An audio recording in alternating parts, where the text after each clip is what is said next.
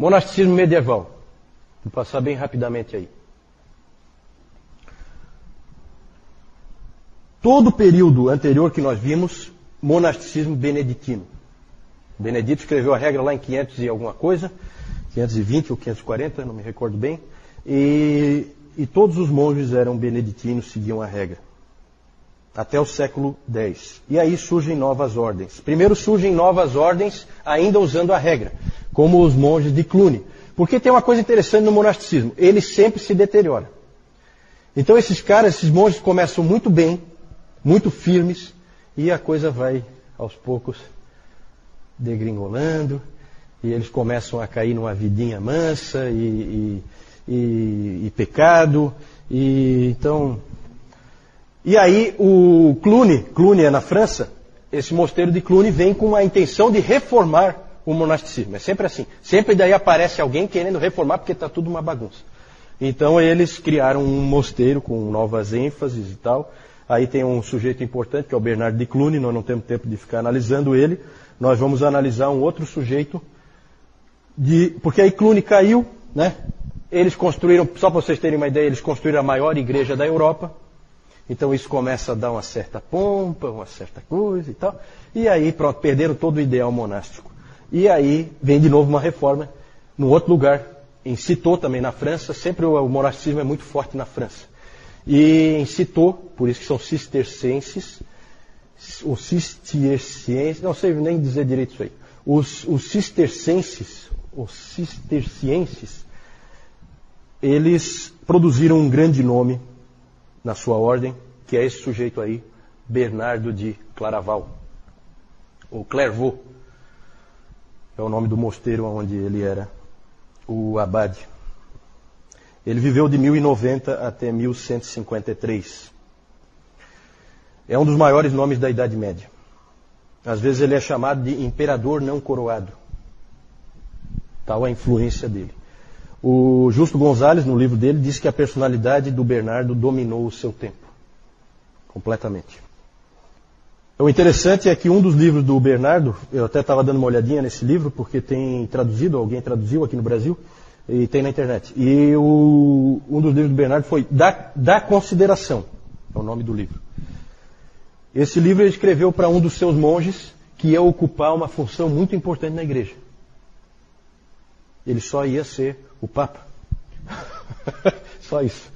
Então, um dos monges dele ia ser o Papa. Nos próximos dias, ele ia se tornar o Papa. E ele, então, escreveu um livro com conselhos para esse monge, dizendo como que ele deveria ser como Papa. E é um livro muito interessante, eu li uns trechos assim. Ele enfatiza muito que era proibido exercer domínio e senhorio, e que o foco todo tinha que ser de serviço, de amor. Era isso que ele ensinava para esse monge, que foi depois o Papa Eugênio, um dos Eugênios, não sei qual o número dele, não me lembro. O Martinho Lutero disse que... O Martinho Lutero é estranho, né? O Lutero também achou estranho esse tipo de conselho para um Papa, porque o Lutero disse que se todos os Papas... ele disse que todos os Papas deveriam conhecer esse livro de cor. E que se eles tivessem realmente lido esse livro, a igreja seria completamente diferente. Né? Então o Bernardo estava na direção certa. O Bernardo era um reformador, era um indivíduo que queria ver a igreja no caminho certo, num caminho sério, num caminho de seriedade. Né? Reformador nesse sentido. E às vezes ele parece como um puritano da Idade Média, porque ele tem frases como essa aqui: não devemos ficar quietos diante da corrupção da igreja. Melhor criar um escândalo do que abandonar a verdade. Melhor criar um escândalo do que abandonar a verdade. Depois apareceram alguns caras criando escândalo. Calvino, Lutero, Zwinglio, essa turma aí. Né? Exatamente seguindo o Bernardo. Né? Nós não vamos abandonar a verdade, nós vamos criar o escândalo. Então essa foi a ideia. Foi também um grande pregador. Ele também era um místico, mas um místico no melhor sentido da palavra. Né? Um outro místico no melhor sentido da palavra é A.W. Tozer. São místicos positivos, são místicos que eles buscam uma vida de oração mais próxima de Deus e tal, porque o misticismo é uma coisa um pouco perigosa. Você pode cair em caminhos meio estranhos, depois mais para frente nós vamos ver. mas ele era um místico no sentido bom. E ele escreveu um livro, que é um livro muito interessante, muito válido para ler ainda hoje, que é o livro sobre o amor a Deus. Foi também um grande teólogo, escreveu um grande livro chamado Sobre a Graça e a Livre Escolha. Calvino elogiou muito esse livro. Porque esse é o primeiro, finalmente, né, na história da igreja, surge um agostiniano. Né? Entre Agostinho e Thomas Bradwardine, deve ter sido o único agostiniano de verdade que apareceu, né? Assim, forte, né, de peso. Claro que teve ali o Gottschalk e outros, mas esse aí é um de peso. Só que tem um detalhe, entre Agostinho e Thomas Bradwardine tem 900 anos. Então é interessante ele aparecer aí no meio, né? Isso. Não, na verdade ele vai tratar do assunto, né? O título, né? Não é que ele está defendendo, ele vai tratar desse assunto, né? Eu não conheço o livro, não conheço o teor do livro, mas eu sei que o Calvino via com muito bons olhos esse livro aqui do Bernardo de Clairvaux, Bernardo de Claraval. Novas ordens no século XIII, passar bem rapidinho aqui. Nós falamos bastante dos beneditinos, mas no século XIII 2 outros movimentos aparecem. Os franciscanos, aí nós temos aí o Francisco, né? Tudo começa com Francisco de Assis. Assisi é uma cidade da Itália, tá? E o Francisco nasceu lá. Como é que era o nome do Francisco? Não, o nome dele não é Francisco. O nome dele não é Francisco, o nome dele é Giovanni de Bernardone. O nome dele é João. Na verdade, Francisco é um apelido, né? É o pequeno francês, Francesco, o pequeno francês, né?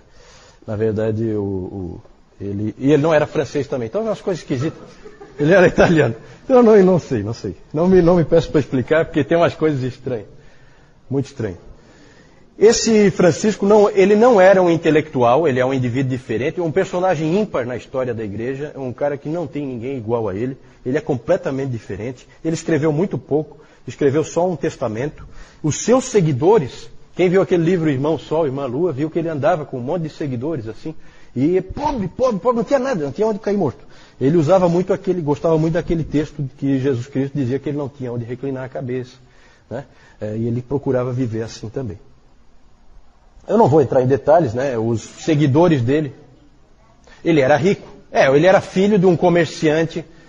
Isso. E ele foi deserdado, né? O pai dele tentou de todo jeito e tal. Aí o pai dele, não, então você não vai ficar com nada do que é meu. Aí ele pegou, tirou a roupa. E até a roupa, que era o pai que tinha... ele entendia que era do pai, né? E aí entregou até a roupa e saiu assim, maltrapilho, e viveu a vida inteira assim. Ele foi um pregador. Os seguidores dele escreveram um livro, As Pequenas Flores de São Francisco, e nesse livro tem muitas histórias meio enfeitadas assim, mas tem algum fundo de verdade, né? Uma história interessante é a história do lobo de Gúbio. A cidade de Gúbio tinha um lobo lá que estava matando todos os animais dos camponeses e estava às vezes matando até pessoas. E chamaram o Francisco foi lá, e ele então, encontraram lá onde é que estava o lobo, e ele chegou lá perto de onde o lobo estava, e ele então pregou para o lobo. Porque ele pregava para os animais, esse Francisco. E ele então pregou para o lobo. E aí ele disse assim para o lobo, deixa eu ver se eu tenho aqui. Venha cá, irmão lobo, eu te ordeno em nome de Cristo que não faças mais nenhum mal a mim ou a qualquer outra pessoa. E aí diz que o lobo fechou a boca, que estava rosnando e coisa, e veio calmamente e deitou no pé do Francisco. Né? Tem essas histórias assim, aí a gente não sabe o quanto disso aí é verdade, né? Mas o Francisco é cheio das histórias. A vida de Francisco... né? Continua sendo, né? Mas não foi ele que inventou, não. Foram os seguidores dele. A vida de Francisco era uma vida de pobreza e de serviço. Tá? Pobreza e serviço. Ele se recusava a ter qualquer coisa. Uma discussão muito grande que teve entre os franciscanos é que era a seguinte: será que um franciscano pode ter uma Bíblia? Porque eles pensavam assim, se eu tenho uma Bíblia, daqui a pouco eu vou querer um outro livro, e daí eu vou querer um outro livro, e aí eu vou querer mais alguma coisa. Então eu não podia ter nada. Né? Era a pobreza absoluta. Viu, Francisco? A Amélia Se o Francisco seguir o caminho, vai ser uma vida difícil, viu, Amélia? Vai ser uma vida sofrida. Pois é, de repente. Os franciscanos, na verdade, foram muito mais inovadores do que reformadores, tá? Eles inventaram um negócio completamente novo. Ele apareceu no meio de uma igreja poderosa, rica, cheia de pompa, e disse que aquilo ali tudo não valia nada. Que o importante era amar a Deus e amar ao próximo. Era isso que ele pregava em todo lugar que ele ia. Depois nós vamos ver algumas coisas muito interessantes que esse cara fez. Ele é realmente um sujeito ímpar. Ele orou uma oração maravilhosa, que vocês devem conhecer, que é a oração de São Francisco. É realmente uma oração muito bonita, em que ele fala: Senhor, fazei de mim um instrumento de tua paz. E era isso mesmo que ele queria ser, um instrumento da paz de Deus. Sempre. A ordem criada por Francisco foi chamada de Ordem dos Irmãos Menores. Nós conhecemos como os franciscanos, mas não, o nome original é a Ordem dos Irmãos Menores, dos irmãos pequenos. Essa ordem ela passou por uma porção de controvérsias, principalmente sobre o quão pobres eles podem ser, né?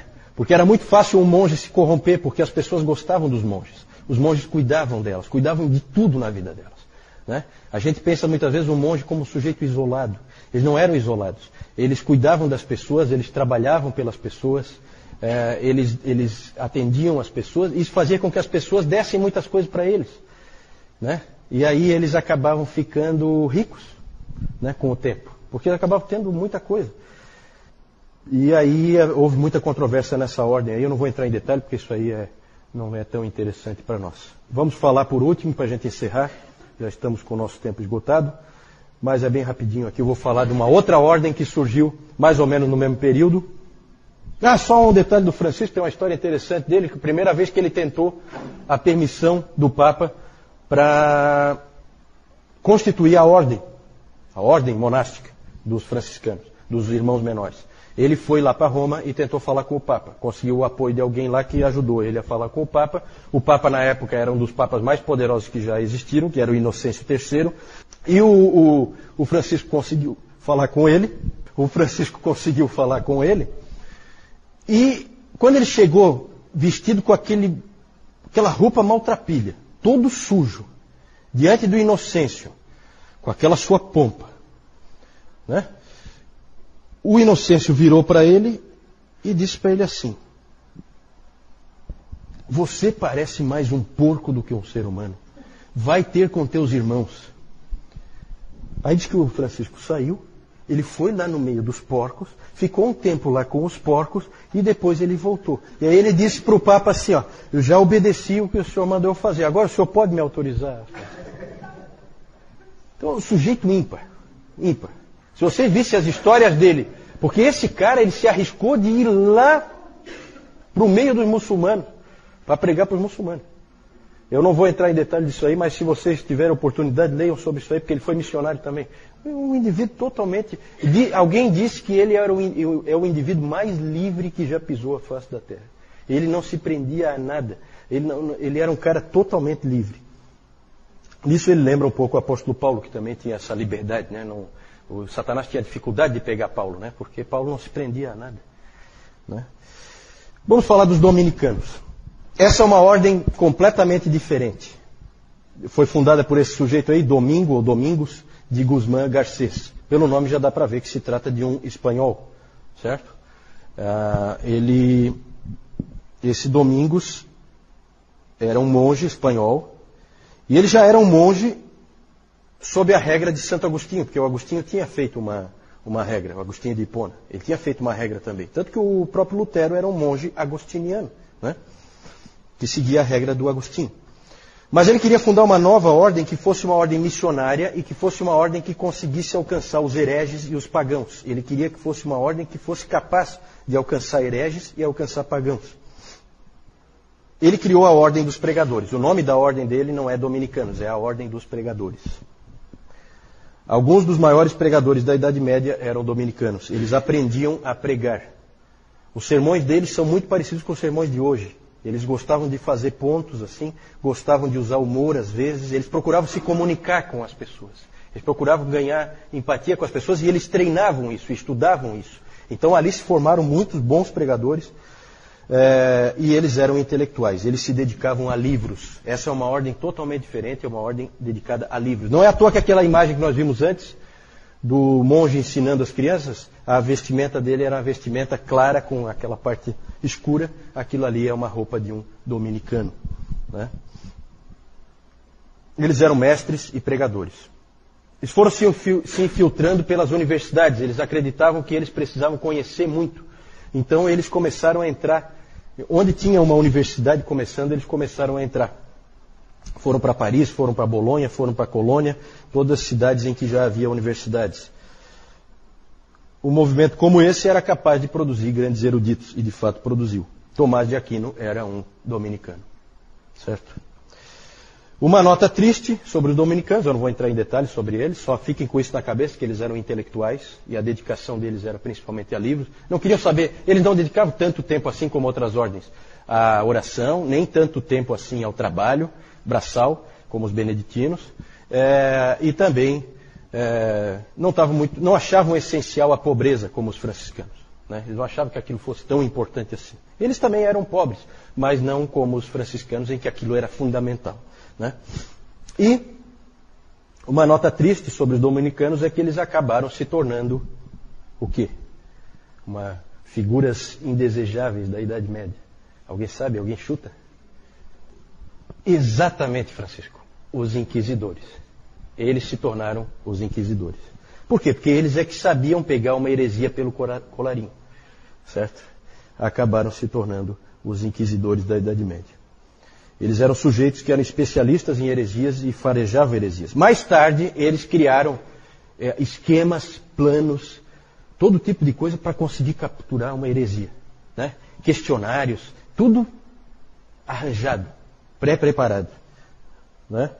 Lá no filme que o João citou, né? O sujeito que chega lá é um dominicano, né? O que vem para investigar o que está acontecendo naquele mosteiro. Né? É um inquisidor, exatamente. Né? A roupa dele dá para ver certinho que é um dominicano. E o William de Baskerville, né? Era um franciscano. Né? Era um franciscano. O Sean Connery, né? Fazia o papel principal. Mais tarde, eles receberam o reforço, nós vamos falar mais para frente, de uma outra ordem. Os jesuítas. Essa também não é das... Né? O interessante, gente, é que se criou, eles passaram a ser conhecidos como os cães de guarda de Deus. Né? Como inquisidores e tal, os cães de guarda de Deus. Porque é um jogo com palavras, isso é interessante. Domini Canus. Domini é Deus, Canus é cão, então eles eram os cães de Deus, dominicanos. Então se fazia esse tipo de jogada. Gente, alguma dúvida aí sobre o monasticismo medieval? Passei bem rapidinho, tá? Nós inclusive já estamos com o tempo estourado, mas foi bom a gente conseguir concluir.